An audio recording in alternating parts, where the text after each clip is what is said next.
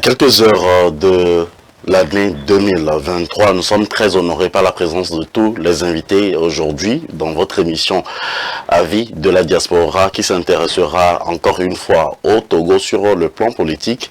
Nous parlerons encore de cette émission du bilan que fait la diaspora qui est très bien représentée aujourd'hui de par le monde et à travers tous ces intellectuels, ces partis politiques à la diaspora bien entendu.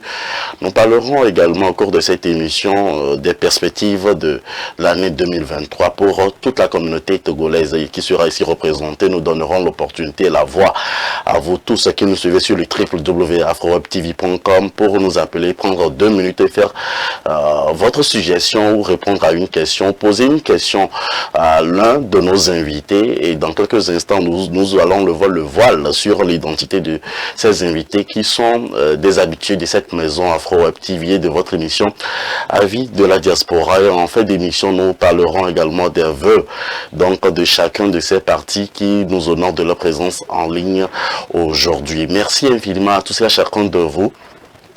La faveur et le suffrage que je souhaiterais demander à tout un chacun de vous qui nous suivez sur Afro-Web TV, ce sera juste de partager le lien de cette émission disponible sur YouTube et partager très bien avec vos amis dans d'autres groupes et sur d'autres réseaux sociaux. Une occasion encore une fois d'unir les Togolais pour réfléchir ensemble. Loin de là, donc de faire une grande réunion donc des partis de l'opposition à la diaspora. Alors nous allons ensemble réfléchir sur les questions d'actualité et sur ces questions-là, nous poserons beaucoup plus d'interrogations à tous ces invités qui nous honorent de leur présence aujourd'hui. Mesdames, Messieurs, merci infiniment de nous aider à faire de cette émission une émission spéciale. Sinon, c'est la dernière émission, le dernier numéro de votre émission Avis de la diaspora sur Afro-Web TV pour le compte de l'année 2022, puisque nous sommes à quelques heures de l'année 2023. Pour nous et chez vous, aujourd'hui, nous recevons le président des fédérations de l'Alliance nationale pour le changement aux États-Unis, M. Placide da Silva, qui est en duplex avec nous et depuis Los Angeles, si je ne me trompe. Merci, Monsieur le Président, d'être avec nous aujourd'hui. Nous avons l'insigne honneur d'avoir à nos côtés, et par duplex également depuis le Canada, Monsieur Tshirelo Lawson, qui est donc le président du mouvement pour un Togo nouveau et également coordonnateur de CODI Togo qui est avec nous. Merci infiniment Monsieur Tshirelo Lawson Alphonse. Alors nous aurons le privilège de recevoir également par duplex le représentant, donc sinon le coordonnateur de la diaspora togolaise en Belgique, en l'honneur donc de Monsieur Philippe Amedoji, qui nous honore également lui aussi de sa présence en ligne en ce moment. Nous avons l'un des proches collaborateurs, acteur politique, sinon donc un proche collaborateur de Monsieur et Docteur Agbome Kodjo, candidat malheureux aux élections présidentielles des années précédentes. Et nous honorons Monsieur Ben Djagba, que nous recevons également par duplex dans votre émission Avis de la diaspora de ce jour. Messieurs, bienvenue dans votre émission. Et dans quelques instants, nous allons aborder les grandes questions. Mais pour l'heure, je voudrais juste donner 1 minute à chacun de vous pour planter le décor avant qu'on ne commence cette émission. Nous allons commencer avec Monsieur le président des fédérations de l'Alliance nationale pour le changement, Monsieur Placide da Silva. Bonjour, cher ami. Merci, Moïse. C'est gentil de m'avoir invité pour cette fin d'année et je viens donc présenter les résultats que nous avons de la gestion de l'année 2022. Et avant d'aller plus loin, je vais faire un disclaimer. Je ne suis pas mandaté par l'ANC pour parler au nom de l'ANC dans cette émission. Mes opinions, il faut les garder comme l'opinion de Placide da Silva.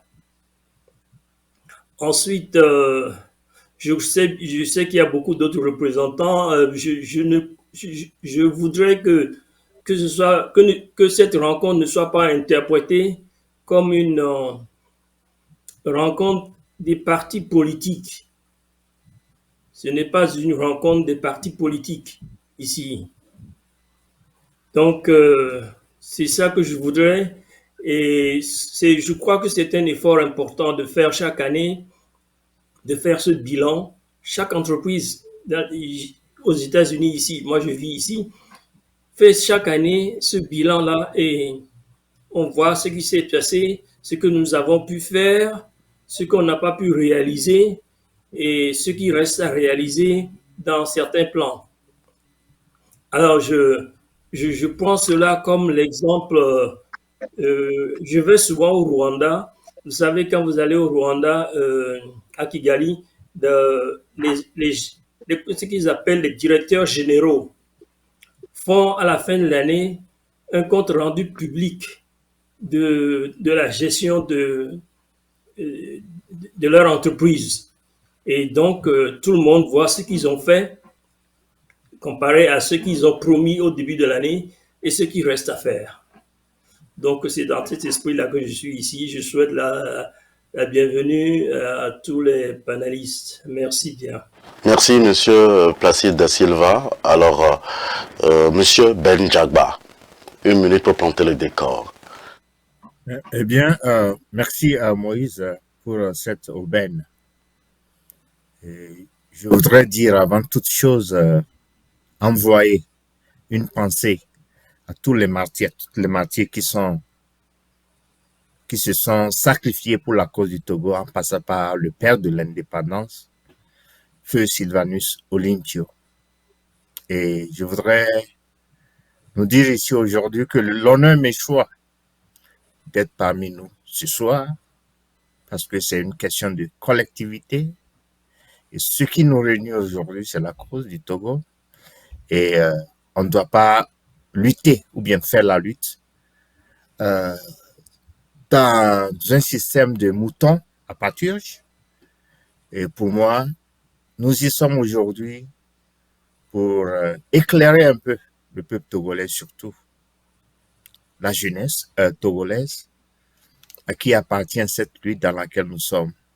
Aussi voudrais-je demander au peuple togolais qui a de bonnes choses devant, de garder espoir. Et en même temps, je voudrais souhaiter mes vœux les meilleurs à l'orée de l'année 2023. Et sans Dieu, le Créateur, nous ne serons pas ici, ou bien nous ne serons pas ici ce soir.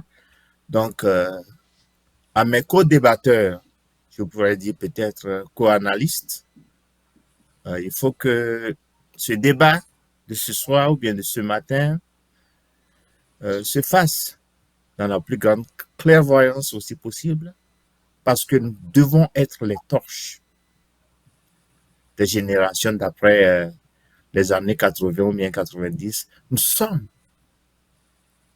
aujourd'hui la lumière de cette génération que nous appelons vivement à s'immiscer dans les affaires politiques de l'État. En fait, la politique, c'est la gestion de la cité. Je nous remercie. Merci, Monsieur Ben Jagba. Monsieur Tchehelo Lawson Alphonse. Je voudrais remercier AfroWeb TV, Moïse et toute votre équipe pour cette invitation et cette opportunité. C'est pour moi un honneur d'être sur ce plateau. Je voudrais saluer tous les Togolais au Togo et dans la diaspora en ce jour qui marque la fin de l'année 2022. Saluer mes copanélistes, le plaisir que j'ai à échanger avec eux sur le Togo et sur l'actualité dans sa globalité. Remercier la diaspora dans toute sa diversité pour l'effort qui est le sien pour soutenir le peuple togolais dans sa volonté de changement et de libération nationale. J'aborde ce débat avec beaucoup d'enthousiasme car vous savez, nous sommes pris au collet par le temps chrono, qui nous amène à considérer sur notre parcours, à jeter un regard rétrospectif sur notre parcours, à évaluer le bilan, mais aussi à jeter un regard prospectif sur l'avenir. Car vous savez, l'espoir réside dans le fait qu'il y a toujours un avenir pour ceux qui pensent l'avenir. Et donc, ce débat nous permettra justement de regarder ce bilan avec objectivité, avec honnêteté et intégrité, relever les faiblesses, les forces, les opportunités et nous projeter justement dans cet avenir en faisant le pari de l'espoir. L'espoir pour un Togo libre, démocratique et prospère. Espoir parce que nous devrons faire preuve de volonté de puissance et sortir de cette situation, je dirais, dramatique pour le Togo, qui depuis 60 ans, le 13 janvier 2023 sera 60 ans que le premier président Sylvanus Olympio a été assassiné. Et à partir de là, le Togo a été plongé dans une nuit noire. Une longue traversée du désert qui dure plus de 60 ans. Et donc, c'est le lieu pour moi de m'incliner devant la mémoire de tous ceux qui ont perdu la vie, tous ceux qui ont passé des vies à trépas, et penser à tous ceux qui sont blessés, tous ceux qui sont emprisonnés, tout ce régime de féodalité qui tue et blesse les Togolais. À toutes ces personnes qui souffrent, qui n'ont pas d'autre alternative que soit de mourir, de se retrouver en prison, de fuir leur pays, le Togo natal, je voudrais, à l'entame de ce débat, leur donner, avec la grâce de Dieu, l'espoir d'un lendemain meilleur pour la libération nationale. Je vous remercie donc, à ma qualité de coordinateur de la coalition de la diaspora togolaise pour l'alternance et la démocratie, vous présenter également tous mes vœux de santé, de paix et de bonheur et croire en l'avenir du Togo. Merci, monsieur Alphonse Saché Helou-Lawson, monsieur le représentant, le coordonnateur de la diaspora de Belgique, monsieur Philippe Amidodi. Bien, merci Moïse. J'aimerais pour ma part saluer très fraternellement les auditeurs et auditrices, les téléspectatrices et téléspectateurs de ton émission qui, durant toute l'année 2022, nous a réunis pour échanger, débattre sur des situations ou bien sur la situation tant intérieure à notre pays, le Togo, que les événements survenus à l'international. J'aimerais profiter également, je ne pourrais pas faire entorse à la tradition, profiter de ce moment pour présenter déjà à quelques heures de la fin de l'année 2022 mes vœux également de santé, surtout de prospérité et de bonheur pour ce peuple togolais. J'ai une pensée pieuse à l'égard de ceux qui, malheureusement, ont vu le début de cette année 2022, mais qui ne pourront pas ou n'ont pas pu la terminer, que leur âme repose en paix. Et j'aimerais que ce moment, cette période de fin d'année, soit une occasion pour chacun d'entre nous de faire une rétrospection sur ce que nous avons pu réaliser et ce qui nous reste à réaliser. Et j'espère que dans l'émission d'aujourd'hui, nous allons aborder cela avec beaucoup de sérénité. En tout cas, en ce qui concerne la trajectoire de notre cher pays, le Togo.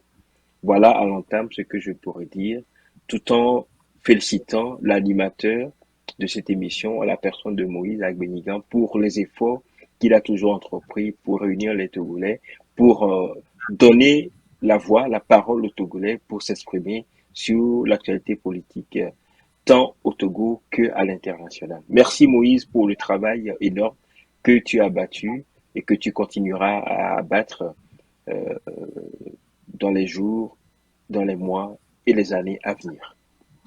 Merci à vous d'être avec nous pour ce numéro de votre émission Avis de la diaspora qui concerne donc la politique togolaise. Et je rappelle à tous les amis internautes de partager cette émission puisque nous donnerons 3 minutes à chaque intervenant sur chaque question. Et l'une des premières questions qui nous intéresse et qui a marqué l'année 2022, c'est un problème de terrorisme qu'a connu notre pays, le Togo. Et bizarrement, la diaspora était un peu en marge donc de ces questions concernant donc le terrorisme. Aucune association n'a communiqué à ce sujet. Pourquoi? Quelles sont vos réactions, Monsieur Placide da Silva? Merci, mon cher. Avant de commencer, je rends hommage ici à mon frère, mon ami Patrick Lawson, qui nous a quittés cette année. Et il a combattu toute sa vie pour ce Togo et malheureusement, il n'a pas pu voir l'aboutissement de ses efforts. Que Dieu lui donne la paix. Concernant le problème des djihadistes, je fais d'avance, moi j'ai une position très claire. Pour moi, ce problème de djihadistes qui s'étend maintenant dans presque tout le Sahel, c'est l'évidence de l'incompétence et de l'incapacité de nos chefs d'État. Il faut se dire une chose, il n'y aura pas de victoire militaire avec ces djihadistes. Il n'y aura pas de victoire militaire. Il faut repenser le problème. Et d'abord, qui sont ces djihadistes-là? Les djihadistes ne sont ni plus ni moins que le citoyen qui est fâché, qui va se retrouver quelque part parce qu'il n'a pas pu profiter des ressources de son pays. Il n'a rien à voir, il est écarté et il s'assemble avec d'autres personnes et ceux-là, avec l'aide du blanc, ils ont retrouvé des armes et ils ont commencé à faire leur petit travail de guérilla. Et il faut te dire une chose aussi, le djihadiste, ou ce que nous appelons le djihadiste, qui sont ces gens-là? Il n'y a pas de... Ils utilisent des armes. Des armes, vous savez, une Kalachnikov coûte à peu près $500. Et qui paie ces armes-là? Il n'y a pas de distributeur automatique dans le désert où ils vont chercher les sous pour aller acheter ces armes-là. Qui paie ces armes-là? Qui les conseille? Qui leur donne le training? Ils reçoivent le même training que nos militaires. Ils reçoivent tout. Alors, le problème doit être repensé différemment. Pensez que nous allons là-bas, nous irons et on va commencer à tuer. Qui nous allons tuer? Nous tuer nos frères. Il faut repenser le problème différemment. Regardez un peu à travers le monde. Il n'y a pas de succès contre ces djihadistes dans un quelconque pays à travers le monde. Regardez un peu autour de nous. Donc, il faudra que le gouvernement, nos autorités revoient ce problème-là. À mon avis, il n'y aura jamais de solution militaire ou de quelconque victoire militaire dans cette histoire-là. Et la pire des choses, c'est les populations qui vivent dans ces zones-là. Ces populations qui sont devenues maintenant sinistrées sont obligées de se déplacer et tout ça. Vous voyez, et ces populations ne bénéficient de rien. S'il y avait même une infrastructure qu'on mettait en place pour encourager ces populations, pour leur donner du travail, leur donner à manger, leur donner des hôpitaux, leur donner des écoles pour leurs enfants, tout ça, dans cette zone, ces populations resteront et travailleront pour leur avenir. Mais ces populations sont obligées de s'expatrier maintenant. Le problème, on doit revoir nos problèmes. On doit savoir qu'est-ce que nous voulons. Le blanc qui donne des armes, qui donne ceci, le blanc a un intérêt qui est différent du nôtre.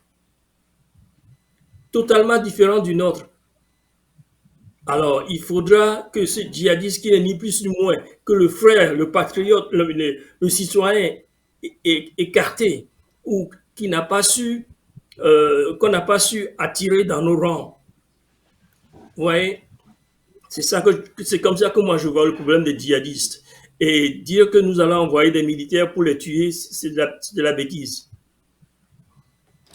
Alors, monsieur Ben Jabbar, on n'a pas vu la DMK où Dr Agbeome Kodjo réagit par rapport au problème de terrorisme au Togo. Oui, bien sûr, Monsieur Moïse, je voudrais tout d'abord rappeler à nos éditeurs et auditrices que qu'est-ce que c'est que le djihadisme? D'abord, c'est l'utilisation de coups de force pour réinstaller ou bien restaurer l'islamisme. Donc, quand on parle de djihadisme au Togo,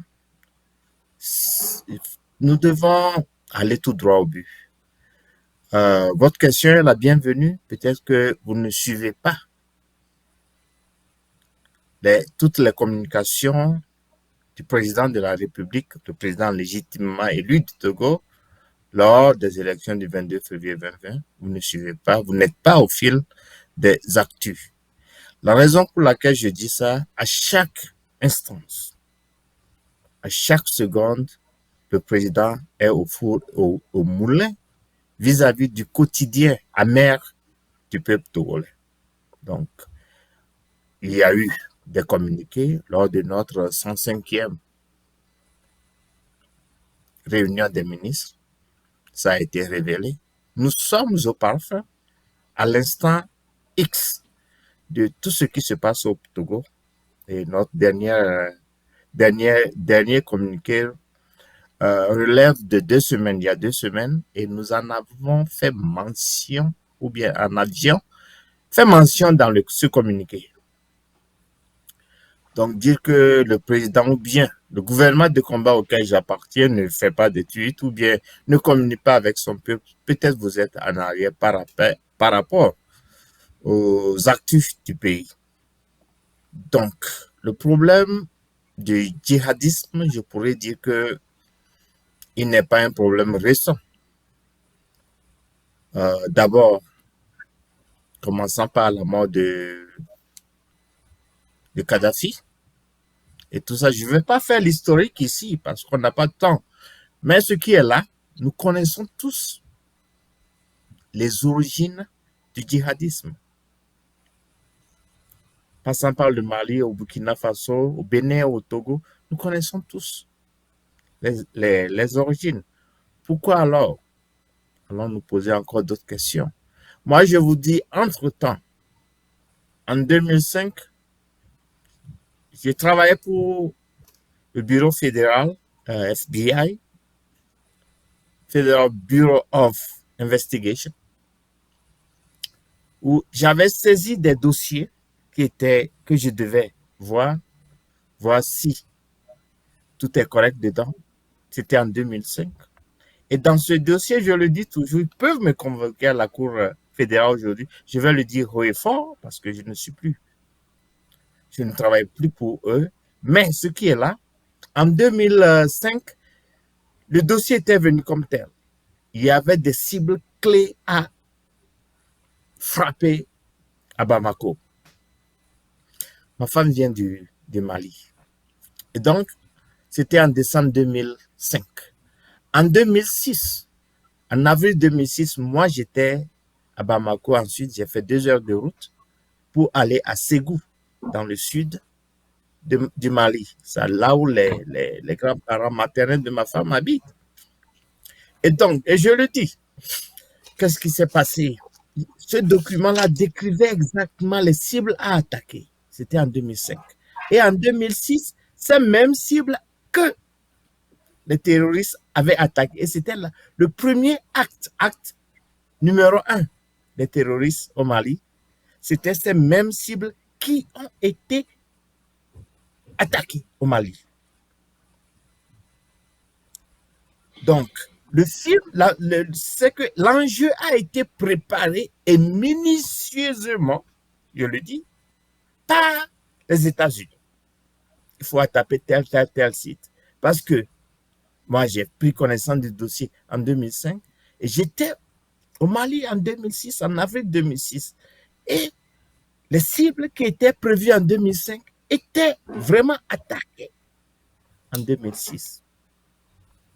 Je ne suis pas mathématicien, mais j'ai fait les sciences. J'ai fait les sciences peut-être pures, mathématiques, physiques et autres, comme vous pouvez l'imaginer. Et donc, en aucune manière est-ce un rêve ou pas, mais c'est pour nous dire aujourd'hui que ce phénomène de djihadisme, c'est un système importé pour pouvoir redéfinir l'Afrique après la mort du colonel Gaddafi. Il faut reconnaître que si Gaddafi était là aujourd'hui, tout ça, n'allait même pas se répéter. Donc, du coup, Moïse, en gros, je vous ai défini ce que c'est que le djihadisme et c'est importé de tout ce que nous connaissons. L'Amérique en est la cause principale, l'origine principale. Les gens parlent de la France, blablabla. Non, c'est ce pays où j'habite, qui est le mien aujourd'hui, qui m'a accueilli, qui est l'origine principale du djihadisme. Donc, n'allons pas trop loin chercher ce que c'est que le djihadisme. Je pense que le frère Placide da Silva a bien donné son point de vue sur le djihadisme. Je viens de vous décrire exactement ce qui s'est passé au Mali pour la première fois concernant ce problème de djihadisme. Qui les finance? Ils sont vraiment au fin fond des savanes. Qui les finance? C'est là, n'allons pas loin. Et c'est un système qui persévère aujourd'hui au Togo, malheureusement. Et c'est pas fini. Pourquoi est-ce que ce djihadisme ou bien ces djihadistes ne vont pas au Ghana et autres? Au Nigeria, on n'a pas le djihadisme, on a plutôt le Boko Haram. Et donc, nous devons donner encore une autre définition du djihadisme. Merci, monsieur. Nous devons définir le djihadisme. Je vous remercie. Merci, monsieur Ben Djagba. Alors, monsieur Tchehelou Lawson, Kodi Togo, qu'a-t-il fait pour aider les Togolais face au terrorisme, au problème de djihadisme dont a été confronté à un certain moment le Togo? Je vous remercie pour la question. Je pense que cette question est une question très importante sur laquelle Kodi Togo a beaucoup élaboré et a même communiqué là-dessus. Notre lecture de la situation, d'abord, il faut quand même préciser les termes de référence. Quand on parle de djihadisme, je pense qu'il faut clarifier les choses. Je ne pense pas que c'est du djihadisme, c'est plutôt du terrorisme. Parce que le djihadisme, c'est une volonté de pouvoir imposer une religion. Voyez-vous? Alors, tous les éléments, tous les cas de figure nous amènent à penser que nous sommes plutôt dans une forme de terrorisme. Et pour pouvoir l'analyser, en tout cas, poser une grille de lecture sur ce terrorisme, cette situation, il faut le prendre sur 3 prismes. Voyez-vous? Le premier prisme, c'est dans la globalité. Bien sûr que le Togo est attaqué, mais il faut le prendre dans la globalité. La globalité voudrait dire donc de voir cette question du terrorisme dans cette volonté, n'est-ce pas, des Occidentaux de redéfinir la carte de l'Afrique et surtout l'Afrique sahélienne et de pouvoir profiter justement des ressources immenses du Sahel. Et cela remonte depuis le temps de la colonisation et ce plan a été donc acté avec l'assassinat de Kadhafi. Et donc, la destruction de l'État libyen qui a provoqué justement des hordes de mercenaires, de guerriers, etc., qui ont commencé par attaquer les États sahéliens. Donc, on a vu le cas du Mali, ensuite on a vu le cas du Niger, le cas du Burkina, et tous ces États aujourd'hui s'effondrent sur la base justement de cette volonté de détruire les États africains pour s'approprier de leur sous-sol. Donc, il y a une volonté occidentale de pouvoir mettre la main sur les ressources premières et créer donc le chaos et la violence pour pouvoir le faire redéfinir donc les rapports de force. Il faut le voir d'abord sous ce prisme-là de ce terrorisme animé, financé, organisé par les Occidentaux et surtout les États du Qatar et de l'Arabie saoudite qui ont derrière ce désordre africain. Dans un deuxième temps, l'autre prisme, c'est le terrorisme. Il faut le voir en termes de gouvernance. Voyez-vous, le premier terroriste au Togo, bien évidemment, c'est Faure Gnassingbé et son gouvernement. Je rappelle que ça fait 60 ans qu'un acte a été posé qui est l'assassinat du président démocratiquement élu, Sylvanus Olympio. Et à partir de là, le Togo a été plongé dans une dictature infernale, faite de morts, de blessés, d'exilés. Ça fait plus de 10 000 Togolais qui ont été documentés, assassinés. Et donc, c'est la terreur au quotidien. C'est un régime de terreur, de violence, et qui détruit tout rêve des Togolais. Aujourd'hui, nous comptons plus de 120 prisonniers politiques dans les geôles de Faure Gnassingbé, parmi lesquels il y a eu 9 qui ont été assassinés en prison, alors qu'il n'y a pas de peine de mort dans la loi togolaise. Voyez-vous, et parmi ces prisonniers, il y a eu une femme, Léla Traoré, qui a été arrachée à son nourrisson de 9 mois. Et elle est toujours en prison sans jugement. Et donc, ces prisonniers meurent de faim, de manque de soins. C'est le terrorisme, voyez-vous. Et donc, nous pensons que l'État togolais est un État terroriste qui terrorise sa propre population, où le Togo est devenu une prison à ciel ouvert. Et dans cette gestion kakistocratique, il y a la gestion de l'armée.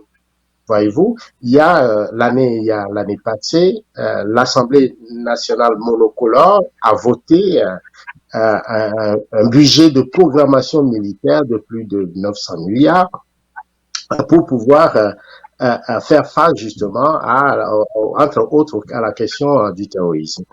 Et donc, il y a eu un poste avancé au nord du pays pour pouvoir contrer le terrorisme.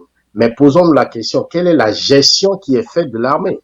Comment nos militaires sont nourris, entraînés, protégés? Voyez-vous? Et tout ça, cette gestion, je dirais, calamiteuse de la sécurité et de l'armée pose un problème énorme. Et on ne peut pas comprendre que malgré que nous sommes, le régime de Gnassingbé est un régime militaire, un régime de violence, un régime armé, on ne peut pas ne pas contrôler le nord du pays. Et jusqu'à ce que nos populations soient exposées, n'est-ce pas, à la tuerie, à la violence, au massacre. Et on ne peut même pas apporter de l'assistance à ces populations qui sont en train d'errer dans leur propre pays comme des gens qui sont des apatrides. Alors tout ça choque la conscience, tout ça énerve, tout ça révolte la diaspora que nous sommes et on ne peut pas l'accepter. Voyez-vous. Et donc quand on dit que les organisations n'ont pas communiqué ou agi, eh bien la première responsabilité revient au gouvernement. Et ce gouvernement refuse de communiquer là-dessus. La première fois qu'il a rassemblé les acteurs politiques, les acteurs de la société civile, c'est pour leur donner des bribes d'informations. Et ces informations ne sont pas suffisantes pour eux de pouvoir avoir leur juste de la situation. Voyez?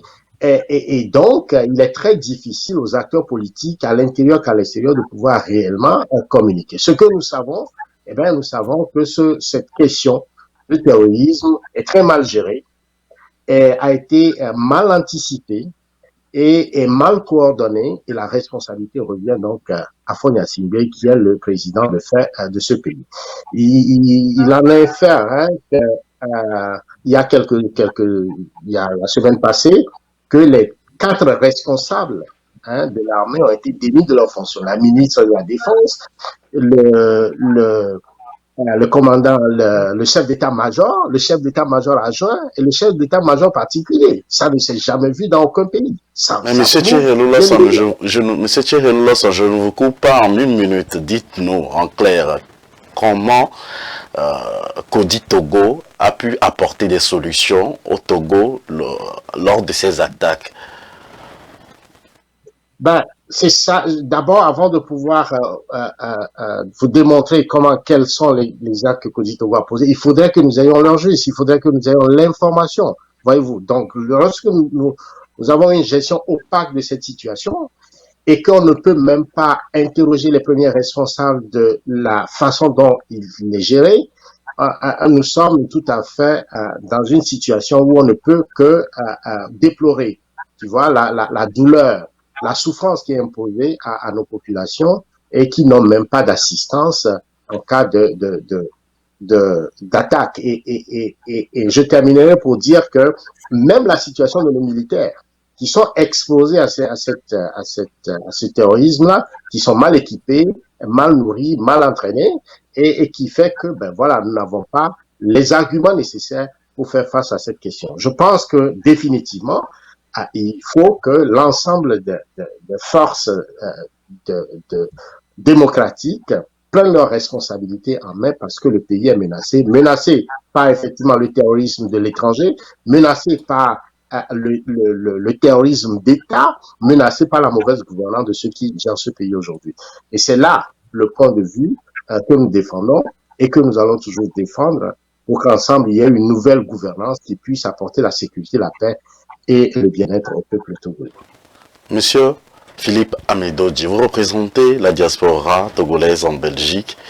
Disons, en Europe, vous faites beaucoup d'activités. Comment est-ce que vous avez contribué, vous, de votre manière, ou la diaspora que vous représentez aux Togolais? Vous avez aidé les Togolais lors de ces attaques? Oui, merci Moïse. Je crois que la problématique du terrorisme dans le Sahel dépasse largement le cadre géographique du Togo.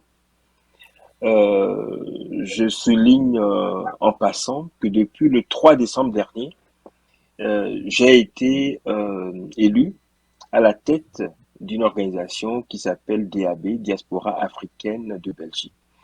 Donc, j'ai beaucoup de contacts avec des communautés africaines d'Afrique, dont les pays sont exposés à cette problématique, en l'occurrence le Mali,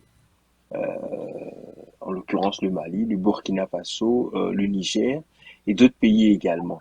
Donc, j'aimerais dire que tout à l'heure, dans les développements, beaucoup ont posé l'Afrique en situation de victime. Oui, on peut dire victime lorsqu'on voit la trajectoire ou bien le sort qui a été réservé à Kadhafi. Dans le pays, la Libye, il y a une dizaine d'années, était le pays où il y avait, en raison de la richesse de ce pays-là, où il y avait beaucoup d'armes de guerre. Donc, une fois que ce pays est déstabilisé, grâce à l'OTAN, qui aujourd'hui est encore dans un rôle un tout petit peu néfaste, je ferme cette parenthèse-là. Une fois la Libye déstabilisée, ben, il n'est pas étonnant que les armes libyennes se retrouvent un peu éparpillées en Afrique, au Sahel. Donc la déstabilisation, en tout cas, ou le problème dans le nord du Mali, est essentiellement à cela. De là à conclure que les grandes puissances, dont certains noms ont été cités tout à l'heure, sont directement impliquées ou financent, bon, il y a quelques éléments de preuve, mais ces preuves restent à être étayées. Maintenant, ce que j'aimerais également dire, il y a également la responsabilité des Africains, ou en tout cas des dirigeants africains dans ce problème-là. Je remercie notre doyen Placide Da Silva qui a dit tout à l'heure que en tout cas face à ce problème sécuritaire, la réponse militaire reste inadéquate. Vous savez, si on part de l'hypothèse que ce sont les mêmes partenaires qui cherchent à nous aider pour sortir de cette situation, qui cherchent à aider les États à sortir de cette situation, qui sont également derrière les terroristes, ne sont pas sortis de l'auberge. Parce que s'ils vendent les armes, et il faut dire que le business des armes, et vous êtes aux États-Unis, deux d'entre les débatteurs sont aux États-Unis, le business de la vente des armes rapporte beaucoup aux États. On le voit même actuellement en Ukraine, la façon dont certains États, sans gêne, vendent ou bien sont en train de relever ou bien en tout cas de renflouer les caisses de leur usine d'armement. Donc, à nous les Africains, s'il nous plaît, aux dirigeants africains et aux décideurs socio-africains de prendre conscience que nous sommes sur la mauvaise piste pour résoudre ce problème-là. Pourquoi? Quelqu'un l'a dit tout à l'heure. C'est qu'aujourd'hui on taxe de terroristes. Pourquoi est-ce que, et qui sont nos frères, avec qui beaucoup de ces populations, de ces militaires parlent les mêmes langues. Pourquoi ne pas trouver une autre solution? Je rappelle et je finis sur cela. Nous pensons généralement qu'il suffit de prendre quelques armes et de régler les problèmes. Depuis le mois de mars dernier, d'accord, la crise ukrainienne, pour laquelle certains donnaient 2 ou 3 jours, dure encore, bientôt 1 an. Donc, je suis profondément pacifiste et je pense que la solution qui consiste à aller combattre les terroristes avec des armes achetées avec les deniers publics qui auraient dû à construire des hôpitaux et à construire des écoles est la pire des solutions que nos dirigeants, ou en tout cas que d'autres décideurs africains ont choisi. Merci. Merci, monsieur, d'être avec nous pour ce numéro de votre émission Avis de la diaspora. Nous sommes très fiers de vos analyses. Nous allons vous demander d'être aussi bref puisque nous avons beaucoup de questions, plus de 20 questions pour faire le tour de table. Alors, un autre axe de notre émission consiste aux rivalités politiques que nous avons connues tout au long également donc, de cette année 2022 avec tous les partis politiques qui ne sont probablement pas unis et même les associations à la diaspora, on constate qu'il y a beaucoup de différences et de différenciations sur beaucoup de sujets. En l'occurrence, quand on prend par exemple la C14 au Togo en hibernation ou enterré, certains disent qu'il y a probablement plus donc d'opposition face à unir et en d'autres termes également, nous avons constaté que le décès d'Agboyuba finalement enterré jusqu'au jour d'aujourd'hui aucun remplaçant pour son parti politique. Gilles Chrysolim-Pio, qui est également donc et qui reste le doyen chef de file de l'opposition. Comment appréciez-vous son travail à ce poste et au cours de cette année 2022 et quelle a été votre analyse sur tous ces aspects? On y va avec le tour de table, monsieur Placide da Silva. Merci bien, mon cher. Je pense que nous avons fait concernant les problèmes des djihadistes, nous avons donné l'état de la situation telle qu'elle est aujourd'hui. Peut-être vers la fin du programme, nous allons penser à comment est-ce que ce problème va se résoudre d'un jour. Il faut pas qu'on se limite à ce que le blanc a fait, ce que le blanc a fait, ce que le blanc a fait. Et qu'est-ce que le noir a fait dans tout ça? Bon, revenons maintenant au système ce que vous avez passé à la politique au Togo. Il est vrai que le gouvernement et les autorités ont choisi un chef de file en la personne de monsieur Olympio. Je n'ai rien contre ça. Mais fondamentalement, ce que je reproche au gouvernement, aux autorités, c'est la gestion des affaires politiques dans notre pays. Cette gestion c'est ça que je leur reproche. Nous pouvons, ça fait partie de ce que j'appelle négatif, des choses qui se sont passées dans l'année 2022. Bon, il faudra que jusqu'à un certain point, qu'il y ait un minimum de consensus, je ne dis pas entre les partis, parce que les partis sont de grands garçons, ils peuvent s'entendre, ils peuvent choisir eux-mêmes leur destinée, n'ayant rien à leur imposer. Bon, et il faudra qu'il y ait un minimum que les autorités doivent mettre en place, un minimum de consensus pour gérer le pays ou bien pour penser aux problèmes de développement du pays. Parce que quand chaque fois que nous nous réunissons quelque part, nous discutons pendant des heures sur ce qui, celui-ci a dit ceci, celui-ci a dit cela, et à la fin de la réunion, rien. Il ne s'en sort rien du tout.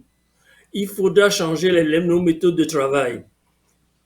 Les partis politiques, par définition, viennent ou bien sont établis avec l'ambition d'apporter une gestion différente des affaires politiques.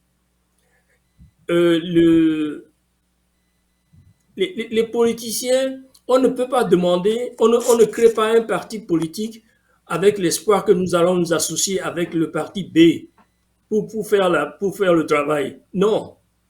Chaque parti a sa façon de voir les choses. Et si nous voulons un consensus, vous savez, nous perdons beaucoup de temps à faire des déclarations, à sortir des communiqués, tout ça, des choses qui se cassent la figure en un temps record. L'expérience nous l'a prouvé.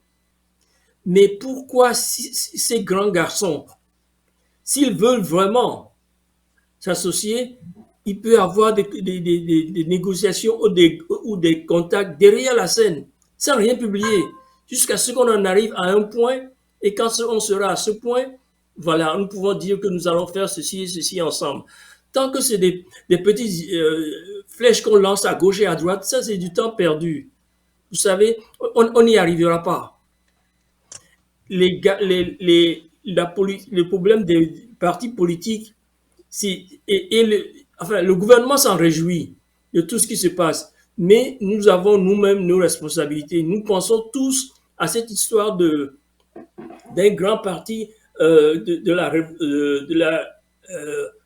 l'opposition qui sera uni sous un seul bonhomme, tout ça. Est-ce que vous connaissez un exemple au monde de ces choses-là? Est-ce que vous connaissez un exemple au monde? Les partis ont eu des positions très claires et il faut leur laisser leur parti. Si nous voulons faire des choses en commun, il faut qu'il y ait des négociations derrière la scène pour que ceux qui peuvent s'entendent pour venir au pouvoir. Moi, j'étais en France quand Mitterrand est venu au pouvoir. Qu'est-ce qu'on n'a pas dit de la gauche quand Mitterrand était dans l'opposition? Que les communistes ne feront pas ceci, celui-ci ne fera pas ceci, celui-ci. Vous voyez, nous répétons plus ou moins la même chose. Les partis politiques sont de grands garçons. Donnez-leur la chance de faire leurs choses. Il faudra maintenant que les partis politiques se mettent dans la tête qu'il faut faire des suggestions, des propositions. Il ne s'agit plus de donner des communiqués à gauche et à droite. Nous en avons assez de ces communiqués-là. Il s'agit maintenant d'apporter des solutions. Quand une solution est apportée par un parti et la solution est déposée sur le public, tout le monde réfléchit différemment. On passe moins de temps à discuter des petites choses à gauche et à droite. Nous sommes tous concernés par cette histoire d'égoïsme là. Si c'est moi qui dois faire ceci, c'est moi qui dois faire ceci. C'est ce que je trouve dans la politique togolaise. Mais le gouvernement s'en réjouit puisque le gouvernement openly, il travaille pour diviser ces choses-là, pour continuer les divisions. Et nous, bêtement, nous tombons dans le panneau. Parce que les partis politiques doivent faire leur travail. Il faut aussi que les partis politiques aient leur liberté pour faire leur travail. Merci, monsieur Placide. Oui, allez. Merci, monsieur Placide da Silva. Alors, monsieur Benjagba, à quoi a servi au fait? On a vu beaucoup de rivalités entre vous, les partis politiques, quel que soit à la diaspora ou au Bercail. Est-ce une vitalité pour notre démocratie? D'abord, Moïse, vous semblez poser des questions qui mènent nécessairement à des volets d'une nature bivalente. C'est quoi un parti politique? Et aussi, c'est quoi? C'est dénigrement à travers les réseaux sociaux aujourd'hui. Bon, de mon point de vue, je pense qu'on en a assez au Togo. Le problème ne date pas d'aujourd'hui, tout au contraire, ça date des années 90. Le mur de Berlin ne s'est pas écroulé pour des raisons outre que ce soit. Au Togo, malheureusement, aujourd'hui, on assiste à plus de 120 et quelques partis politiques qui sont formés. Et il faut reconnaître que Fonya Singbe utilise cet argument contre nous. Quand je dis nous, le peuple togolais,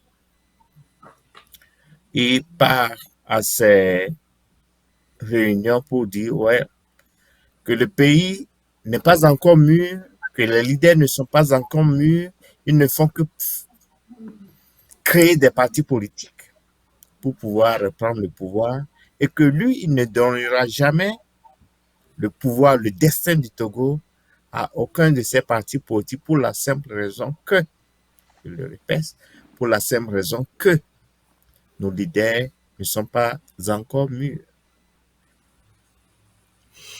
J'étais déjà très âgé, peut-être je finissais le lycée dans les années 90 quand l'attaque de la primature s'est passée. J'avais assisté à la conférence nationale du Togo comme si c'était hier. Et donc, nous avons passé, en passant par l'attentat de Soudou jusqu'aux événements auxquels nous assistons aujourd'hui, il y a un problème de leadership qui manque au Togo. Et pour moi, d'après notre expérience, nous devons beaucoup apprendre. Parce que, en même temps que l'expérience apprécie l'amitié, elle apprécie aussi l'unanimité des partis politiques. Oui, c'est OK. Et elle est par excellence le Nord, c'est-à-dire le guide de notre combat au Togo. Nous avons besoin, ou bien nous avons l'impérieux devoir d'écouter le souffle de cette expérience auquel, ou bien à laquelle, ou bien de ces expériences auxquelles nous appartenons. Aujourd'hui, il y a beaucoup d'âmes qui sont mises sous éteignoir. Et pour moi, chaque âme mise sous éteignoir, 1000 en sont détruites. Et nous devons saisir la notion de la politique, c'est-à-dire la gestion de police, de la cité.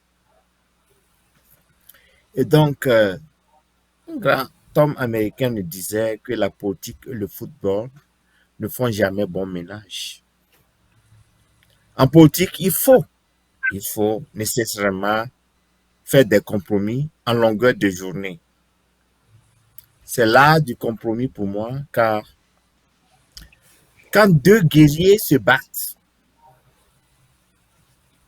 et qu'un lion surgit, ces deux guerriers laissent leurs divergences et s'unissent forcément pour des stratégies pour pouvoir combattre ce lion qui devient immédiatement un ennemi pour eux. Ma question aujourd'hui, il va falloir que l'opposition conjugue des efforts pour pouvoir venir au bas ou bien à bas du problème togolais qui est ce régime de père en fils. Des fois, je me demande que fait le leadership togolais. Je ne finis pas, mais je voudrais nous relancer aujourd'hui ce message qui est opportun. Encore 30 secondes, Monsieur Ben. Donc, pour moi, ce qui est important aujourd'hui, c'est pas des partis politiques de quelque nature que ce soit. Le peuple doit être la pierre angulaire de toutes nos actions, de toutes nos pensées. Aujourd'hui, je semble croire que c'est l'ego qui domine le leadership togolais parce que nous avons vu les élections du 22 février 2020 dont le président élu semble être en exil aujourd'hui. Allons nous faire ça jusqu'à quand?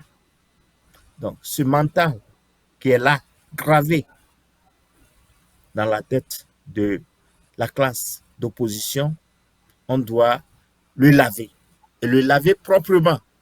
Parce que nous voulons aujourd'hui que le peuple togolais cesse de subir les affronts de ce régime tensionnaire que nous tous savons et que notre souhait aujourd'hui, c'est que le peuple togolais ait un quotidien vivable au Togo. Je m'arrête. La coalition de la diaspora, monsieur Lassane Hello Alphonse, nous savons tous qu'il y a beaucoup plus de rivalité entre les partis politiques.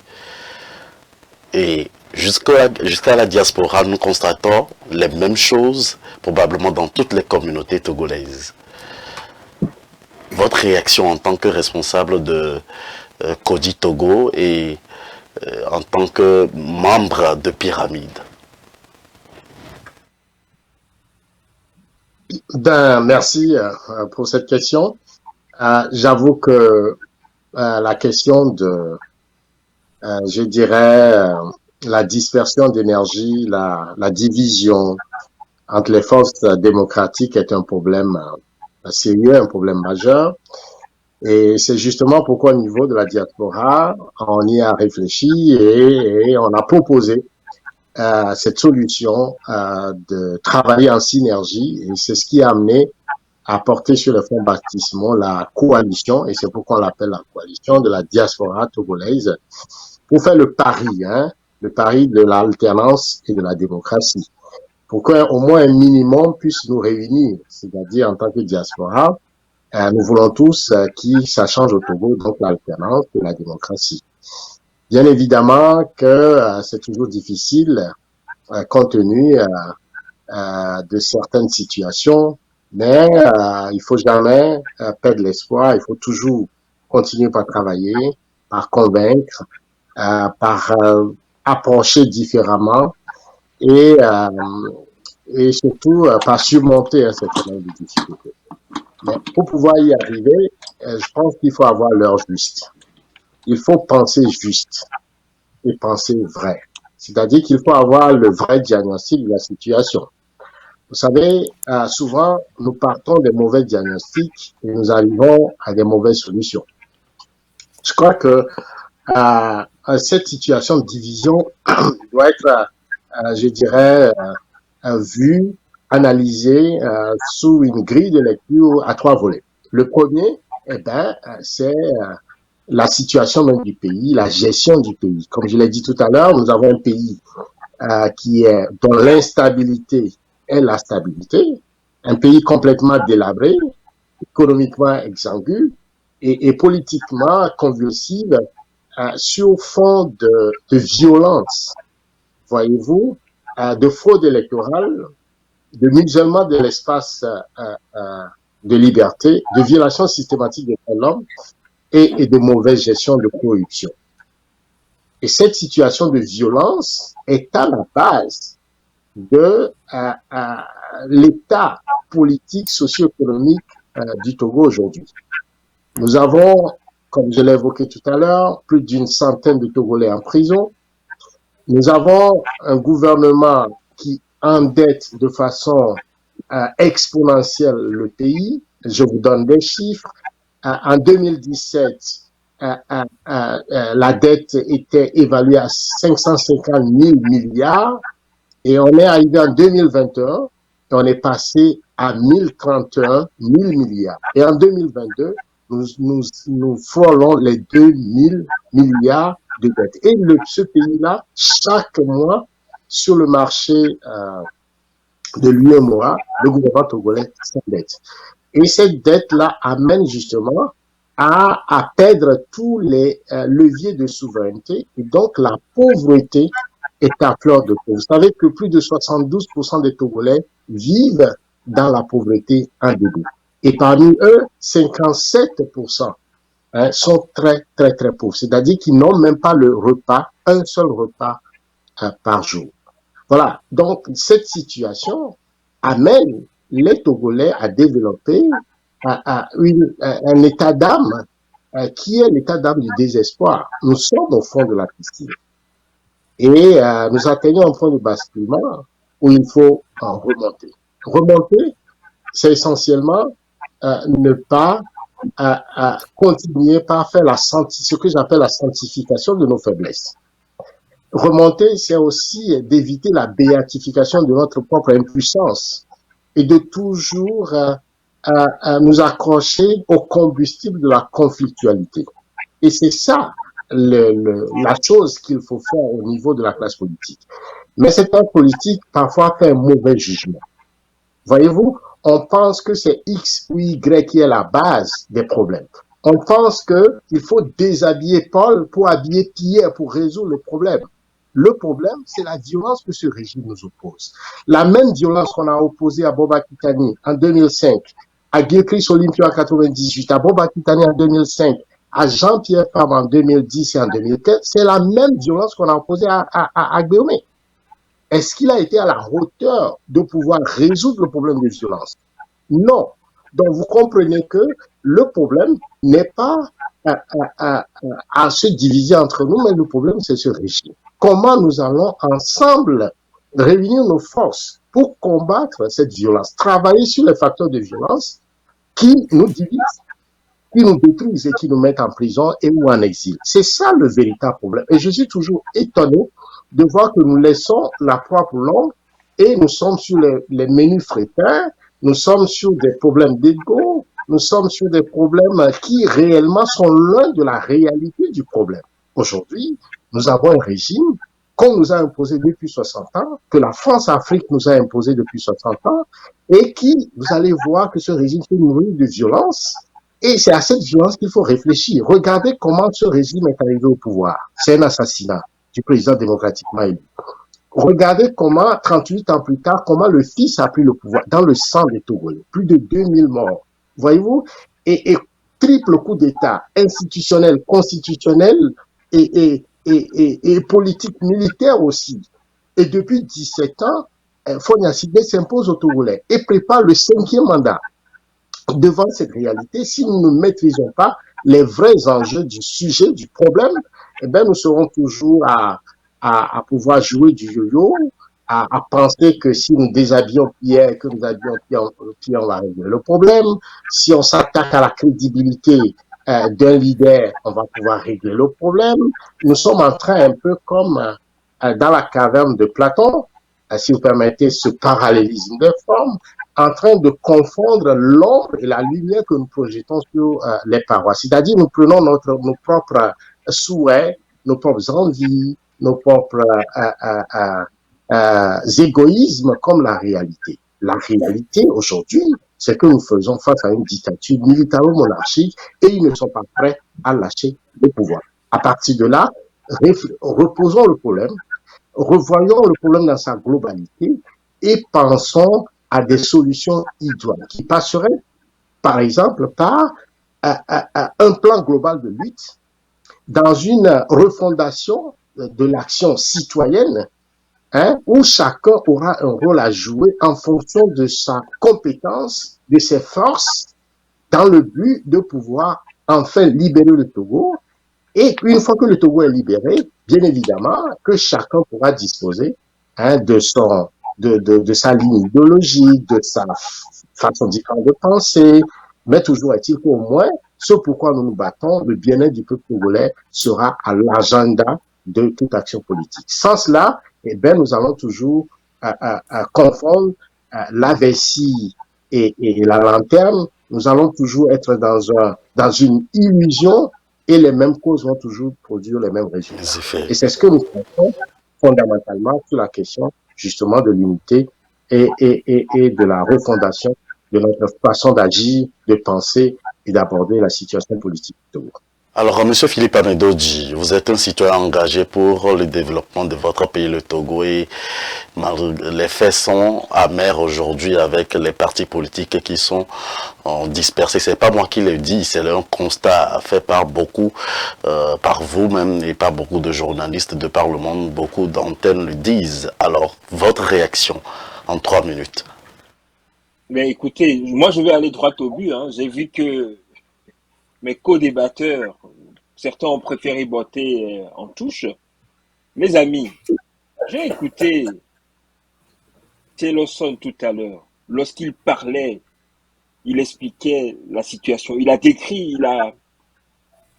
le chaos au Togo. Face à ce chaos, chez Tillerson, Alphonse, qu'est-ce qu'il faut faire? Il faut laisser encore l'opposition aller en rang dispersé. Nous sommes à l'orée encore des élections. Vous savez que nous sommes tous démocrates ici. Et un des critères de démocratie, c'est que le renouvellement de la classe politique se fasse par des élections. Je pose également la question à M. Placide, qui dit qu'on doit laisser chaque parti politique, parce que chaque parti politique a sa ligne, et on doit laisser chacun faire dans ses murs ce qu'il pense le mieux pour le Togo. Aujourd'hui, Gabriel Agbéoumé est parti en exil suite à des élections. Demain, ça peut arriver à un autre leader de l'opposition. Est-ce que c'est cela que nous voulons pour notre pays? Ne pensez-vous pas que c'est l'union de la classe politique togolaise qui fait que nous sommes devenus, ou en tout cas les leaders politiques sont devenus une proie facile pour la dictature? Jusqu'à quand allons-nous accepter d'aller comme des moutons de panurge à l'abattoir? C'est de ça qu'il s'agit. Je crois que la question est claire. Maintenant, le constat est là. La classe politique togolaise, de l'opposition en tout cas, est plus animée par une guerre fratricide que par une volonté. L'union ne peut que faire la force face à un système vieux de 50 ans qui a le monopole de la violence et qui détourne l'argent, les ressources publiques pour se maintenir au pouvoir. Le discours ici que nous tenons, c'est pas... Enfin, le constat est là. Mais qu'est-ce que nous faisons? Allons-nous continuer, nous, à faire juste le constat et à dire, de toutes les façons, que chaque leader, et que chaque leader fasse ce qu'il peut, on verra la fin. On verra la fin, on l'a toujours vu. Et je termine par ceci. Nous avons oublié, ou bien nos mémoires sont courtes. Les seuls moments de l'histoire au Togo où la dictature a été en difficulté, c'est lorsque les forces de changement, c'est-à-dire formation politique et organisation de la société civile, se sont unies face à la dictature. Rappelez-vous du mouvement du 5 octobre 1990. Rappelez-vous également, beaucoup plus récemment, du soulèvement populaire du 19 août 2017. Donc, nos amis, on ne peut pas dire que nous n'avons pas des références historiques. Nous les avons. Si nous choisissons toujours d'aller en rang dispersé, et comme on le dit en science, les mêmes causes produisant les mêmes causes produisant les mêmes résultats, nous aurons toujours les résultats de nos choix. C'est-à-dire, dans la division, dans la dispersion, nous n'arriverons pas à mettre fin à la dictature. Merci. Merci d'être avec nous pour ce numéro de votre émission Avis de la diaspora sur AfroWeb TV. Nous avons un téléspectateur en ligne à qui on va donner rapidement 2 minutes. Je sais qu'il y a beaucoup de réactions qui vont se faire. Alors, téléspectateur, bonjour, bonsoir, comment allez-vous? Vous êtes en direct avec nous sur AfroWeb TV. Oui, bonjour, bonsoir, bonjour aux panélistes sur le plateau là-bas et bonjour aux auditeurs. Le plateau est plein aujourd'hui et nous en sommes ravis. Moi, j'en suis ravi, j'espère de même pour nos compatriotes. Sauf que c'est rempli, mais c'est pas plein. Il manque un membre du gouvernement ou bien du parti au pouvoir. Ah, nous exclurons les invités aussi. Donc cela dépendra également donc du professionnalisme que nous mettons en œuvre. Merci. Non, ça va arriver. Chers amis, démocratie d'abord, multipartisme après. Et si cette assertion nous en faisons notre aujourd'hui, est-ce que ce ne serait pas bien? Et suite à l'intervention de M. Amedoji, vous voyez que la classe politique et société civile sont encore interpellées.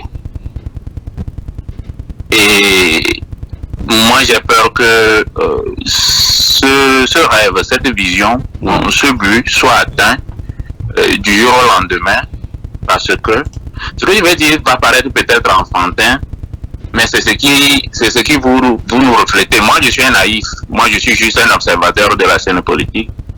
Monsieur Che Hello m'a fait un petit historique des élections de 2005, de 2003, 2005, 1998 jusqu'à 2015. Qu'est-ce qui s'était passé? S'il faut aller en détail, bon, vous allez voir que on va se jeter la balle en face. Bref, en conclusion, mais il y a une conclusion générale qui se dégage de cela, c'est que les gens ne s'unissent pas. Ils ont du mal à s'unir pour faire face à ce qu'ils appellent l'adversité, à la violence politique qu'eux-mêmes ils l'appellent. Donc de quel côté est la violence politique? Chacun va juger, parce que l'histoire, nous allons prendre l'histoire à témoin. Celui qui a mené la violence politique au Togo, ce n'est pas celui dont on pense, ou bien on parle sur ce plateau. Nous avons des exemples. Et vous êtes passé pour les conférences nationales pendant plusieurs mois, pendant plusieurs semaines, où vous avez servi de la pagaille. En 1998, c'est en campagne que les gens ont réussi à retirer la candidature d'un membre qui représentait l'opposition, et il a été informé au cours d'un meeting de campagne. En 1998, nous savons ce qui s'est passé. Et comment la chose s'est terminée. Je vais vous donner ici une phrase de M. Nachaba qui dit le président est Adema encore président, et que si quelqu'un veut le rencontrer, il n'a qu'à demander audience, et si l'audience est accordée, bon voilà, il va rencontrer le président de la République. Et ceux qui sont sur le plateau savent exactement de quoi je parle. Les gens là nous ont menés en bateau pendant plusieurs années. Ils ne peuvent jamais s'entendre sur un point. Je m'en vais ici, sauf je ne veux pas manquer du respect aux doyens sur le plateau, qui dit que lorsqu'eux-mêmes ils font leur rencontre, les dialogues que nous avons connus, Colmar, Lomé 1, Lomé 2, et tout ça là, ils ne se sont jamais entendus sur eux-mêmes, entre acteurs politiques de l'opposition, ils ne sont jamais entendus sur ils n'ont jamais eu de consensus entre eux avant d'aller au dialogue avec le régime au pouvoir. Encore 30 secondes. Oh non, mais vous pouvez permettre que vous me donnez encore 2 minutes de plus. Parce que ce n'est pas passionnant. Ce n'est pas passionnant. Et vous me permettez d'intervenir un petit peu. Ouais. Et donc, et moi, j'ai fait l'historique aussi, comme tu l'as fait. Ils le savent. Il ne faut pas, lorsqu'ils parlent, il faut qu'ils se rappellent aussi que nous connaissons aussi ce qui s'est passé. Nous avons l'histoire. Je comprends votre position, mais le truc est que si vous voulez qu'on vous invite, vous êtes un habitué de cette émission, on pourra vous inviter comme tous les autres invités. Mais maintenant, bon, ok, d'accord, je comprends. Il y a le temps qui joue à pour ce numéro de cette émission, on donne juste 2 minutes à chaque téléspectateur. Ok, d'accord. Ok, je vais conclure, je vais extrapoler parce que bon, je vais conclure rapidement pour dire que et quel que soit ce qu'ils vont s'asseoir ici pour dire, vous avez évoqué aussi le cas du terrorisme. Vous les voyez là-bas sur le plateau, là-bas, ils sont plutôt contents qu'il y ait terrorisme au nord. Qu'ils m'en veulent si je fais insulte à leur mémoire ou bien à leur intelligence. Ils vont se dire que bon voilà, ça c'est pas d'abord au nord et que c'est les militaires qui nous tabassaient, bon voilà, ils n'ont qu'à aller se défendre. Et ça, s'ils le veulent, j'ai une preuve pour ça, il y a des gens qui ont dit ça sur la toile. Maintenant, voyez-vous, ils ne vont jamais s'entendre, qu'ils se retirent eux-mêmes, qu'ils s'asseyent, qu'ils discutent entre eux, et puis bon voilà, qu'ils s'asseyent pour comprendre quelque chose, parce qu'en 2025, le budget pour la campagne présidentielle sera de 1 milliard de francs CFA. Eux tous vont se jeter dessus. ils n'ont jamais de projet, ils n'ont rien construit, et ils sont là à l'extérieur, et c'est eux qui pensent qu'ils vont gérer le pays ou bien faire impacter quelque chose au Togo en étant à l'extérieur. Par quel canal ils sont sur le terrain au Togo? Le budget sera de 1 milliard et vous allez voir que tous vont aller en rang dispersé parce que nous savons ce que nous allons retenir pour ces élections présidentielles. Faure Gnassingbé sera là en 2025, il fera le 5e mandat. Si vous voulez le 5e, en 2026, la constitution sera modifiée, encore mandat illimité. Vous êtes là, vous nous blaguez. Qu'est-ce que vous faites? Rien. Merci. Merci à tous les spectateurs qui viennent de nous appeler. Alors, vous allez garder le calme pour pouvoir parler également avec tous nos invités de ce jour. Je sais qu'il y a beaucoup. Ouais, je comprends votre position. Alors, nous allons recevoir un autre derrière vous également, un autre téléspectateur. Téléspectateur, bonjour. Je rappelle que vous avez juste 2 minutes pour intervenir à l'antenne aujourd'hui. Monsieur Moïse Agbelinga, je vous salue. Je salue tous vos débatteurs qui sont sur le plateau. Je voulais intervenir juste au niveau du problème de l'unité de l'opposition. Vous savez, on a une fois essayé ça au Togo. Les gens, je ne sais pas si les gens oublient en 2005. C'était la candidature unique qui a placé M. Boba Kitani d'être candidat en 2005. Oui. On l'a essayé une fois. Dire aux partis politiques de se réunir pour présenter un candidature unique, moi je pense que ça cause beaucoup plus de problèmes que dire aux partis politiques d'aller aux élections en rang dispersé. Parce que, vous savez, c'est déjà de la nature humaine de voir que quelqu'un fasse des efforts constamment sur le terrain. On vient lui dire que c'est telle personne qui a habilité à se présenter aux élections. Tout ce qu'on peut demander aux partis politiques, c'est d'avoir de consensus sur la gestion, le fait d'aller aux élections. Ils peuvent s'entendre. Ça veut dire qu'avant les élections, qu'ils établissent un protocole. Comme monsieur, je pense que c'est Maître Adjavonzus qui a tenté de le faire au sein de l'opposition avant les élections de 2020. Mais il y a beaucoup de partis, il y a certains qui ont rejeté et de ne pas y aller, d'adhérer à ce protocole. Vous comprenez? Oui. Ça, on peut le faire. Mais dire aux partis politiques de s'entendre, on connaît le Togo. Il y a certains qui sont là, tu vas te demander s'il y a des gens dans ces partis-là. Mais à la fin des élections, eux aussi se joignent au groupe. Eux, ils sont là dans le groupe. C'est eux qui créent beaucoup plus de divisions, de tort, parce que je ne sais pas si des problèmes de négociation, ils estiment être aussi représentés dans ce groupe. Alors qu'on ne vous voit pas sur le terrain, alors que vous n'avez pas de militants, alors que vous n'avez jamais fait des activités. Et moi, je pense que c'est le fait d'avoir un minimum de consensus et qui peut permettre à l'opposition d'aller aux élections. Dit de se mettre ensemble, regardez ce qui s'est passé avec la C14. Certains se sentent piétinés, certains se sentent diminués par rapport à d'autres, et ça crée beaucoup de problèmes. Les partis politiques, à la veille des élections, si vous allez, il y aura des coalitions, vous allez voir que naturellement, ceux qui se sentent proches peuvent se regrouper pour aller présenter une candidature. Merci. Merci à vous d'avoir accepté de nous appeler, donner votre avis aujourd'hui. Nous allons faire une petite pause de 30 secondes pour occasion pour nos panélistes de se ressourcer. On revient juste après cette courte pause. Voulez-vous sponsoriser l'une de nos émissions sur Afro Web TV ou contribuer à l'évolution